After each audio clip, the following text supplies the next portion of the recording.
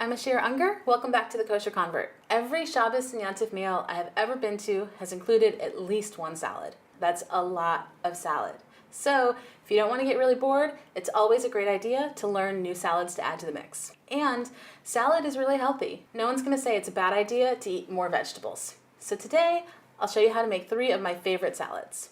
The first thing I have to mention, since we're doing salads, is that, of course, the first step in doing anything with vegetables is to check your vegetables to make sure there are no bugs. So I'm only going to say it once, but just, for all of the recipes throughout the episode today, make sure you check your vegetables first, and if you don't know how, ask your rabbi. This first salad is one of my favorites. It's a kale salad, and the first time I had it was at a Shabbos meal at my friends Julie and Matthew, and so they introduced me to it, and now I make it all the time. I modified it a little bit, but it really was something that I was introduced to by them, and so I wanted to say thank you. And we'll begin by introducing the ingredients. So we're beginning with kale, obviously, because it's kale salad, and this is 1 bag of kale that you get at the store, or it's about 2 bunches. 1 shallot, a 1/4 cup of rice vinegar, 1 tablespoon of miso paste. Now, if you've never worked with miso paste, it's a really interesting ingredient. It's basically a fermented soybean paste. I know, yum, right? The first time I heard that, I thought it was going to be really gross, but it adds amazing flavor to a lot of different foods. You can add it to soup, to sauce, to dressings, all sorts of things. And so that's going to add a lot of flavor and some saltiness to the salad. 1 tablespoon of maple syrup, and that's not pancake syrup, it's actually proper maple syrup. So if you can't get maple syrup, then you could use honey. And 2 teaspoons of Dijon mustard. And that's going to be the dressing. And then we're going to add 1/2 cup of dried cranberries, 1/3 cup pine nuts, and then about 1 ounce of feta. And if you don't want to make this dairy, you could totally leave out the feta. It's still an amazing salad. And then we're going to use salt and olive oil to massage the kale. The first step is to pour the rice vinegar over the shallot. And we do that early on so that the shallot can soften up. And just let that sit while you massage the kale. So all you do to massage your kale is pour a little bit of olive oil and just a pinch of salt.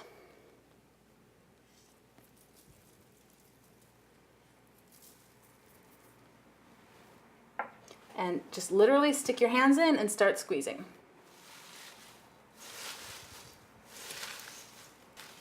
Massaging the kale actually breaks down some of the cellulose structure in the plant, and it makes it less bitter, and it makes it easier to digest. And all you do is massage until it turns really dark green, and it's going to be a lot less volume. So you can see it's nice and dark and soft and kind of wilted looking, and the volume has really gone down too. So once you finish massaging the kale, finish making the dressing, and to do that, just combine all of the rest of the ingredients. So the miso paste and the maple syrup and the Dijon. And just mix that really well. Once that's really well combined, just pour it over the kale and then add the dried fruit, the nuts, and the cheese to taste. And then just mix it all together.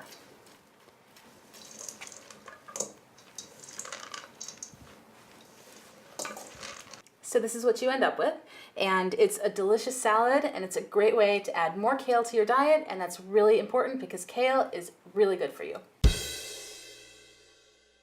So this is a really simple spinach salad. I start with about 6 ounces of baby spinach, and I give it just a rough chop before, and then 2 cups of either cherry tomatoes or grape tomatoes, cut in half or quarters depending on the size, 1 can of artichoke hearts, and 1 avocado. And then you just toss all that with 1 tablespoon of olive oil, 1 tablespoon of balsamic vinegar, and salt and pepper to taste. So all you have to do is combine the ingredients and then put on the dressing. Okay, just mix that up a little bit and then add the dressing. The dressing is entirely to taste. You're just going to be tossing this with balsamic and olive oil. And, you know, start with about a tablespoon of each and then adjust it to taste. So this is the basic spinach salad. And sometimes I'll just make this for dinner and add a little bit of walnut and hard-boiled egg whites and maybe even a little bit of turmeric, and it's a great healthy dinner. This is a mixed green salad, and it really is kind of everything but the kitchen sink. Now, you start with about 8 to 10 cups of mixed greens. Now, I leave these whole, I don't cut them up, and I try to find a mix that includes arugula because I think it adds a great flavor to the salad. 1 eggplant that we're going to saute, about 2 cups of cucumber, and I like to use the Persian cucumber, and so it's about 4 Persian cucumbers, 3 scallions, half a cup of walnut, 1 avocado, and about 1/3 of a cup of feta. Now, if you're gonna serve this with a meat meal, you don't have to do the feta, but I think it's a lot better with it. So the salad's really better when it's dairy, but it doesn't have to be. And then just toss that with your favorite dressing. Now, I'm just using a simple olive oil and red wine vinegar, and so I'm starting with a tablespoon of each. So that's a tablespoon of olive oil, 1 tablespoon of red wine vinegar, and then salt and pepper to taste. The first step is to saute the eggplant, and so that happens at the stove. Start by heating the olive oil in a saute pan, and this is probably about 3 tablespoons, but that's a rough estimate, maybe a little bit more. And then once it's hot, add the eggplant.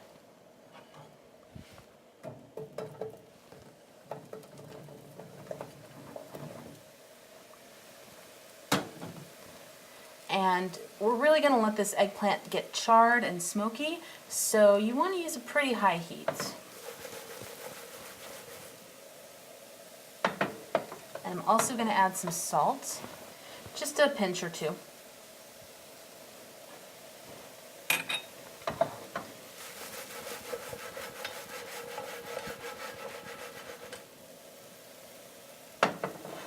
So this is the eggplant after we've sauteed it, and you can see that it has this great dark char, and that gives it a nice smoky flavor, and that smoky flavor is amazing combined with the feta.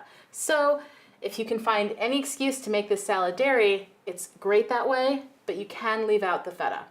All you do is combine the ingredients and then add the dressing and toss. This one's a little bit more of a chore to mix because there's so much going on, but it's really worth it.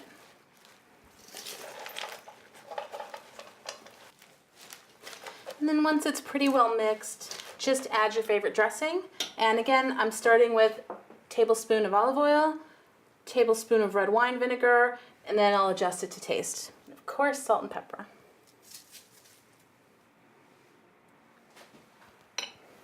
You won't need as much salt if you add the feta. So this is the mixed green salad, and again, it's one of those salads that is so substantial that it could be a meal by itself. We do this a lot of times during the week, just in the evening as dinner. Potato bone.